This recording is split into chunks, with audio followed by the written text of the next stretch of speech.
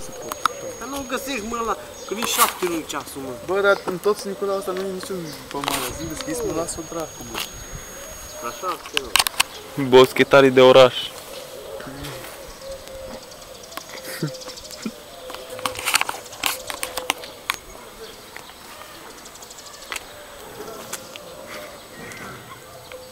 Bă, dar ce nebun sunt. Dar nu filma, că se duce bateria în pila mea. Haide, pula voastră!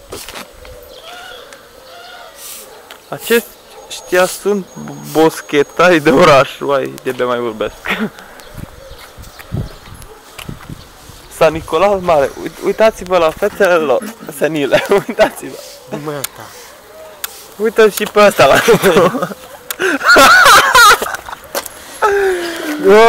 Uite, uite, uite, Flo.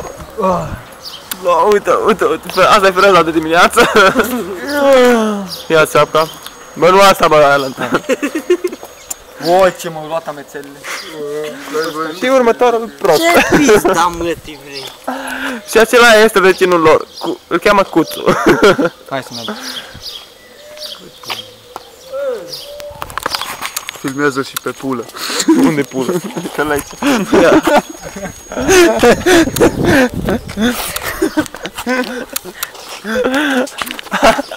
Ia uite. Justițiarii X, uitați în umbră! Boschetarii X! Boschetarii X! Frumoasă mașina, păcat că nu e a mea. Bun, dar unde dracu? În parc chiar vrei să dormi? Bă, nu la umbră, bă. Dar nu vreau să dorm, dar nici nu mă prind. Nu pe dracu. Dar hai, hai să mă dăm de sac. Hai, rămă acasă. Dacă tot mă prind pe aici, îmi scoate între să mă duc acolo până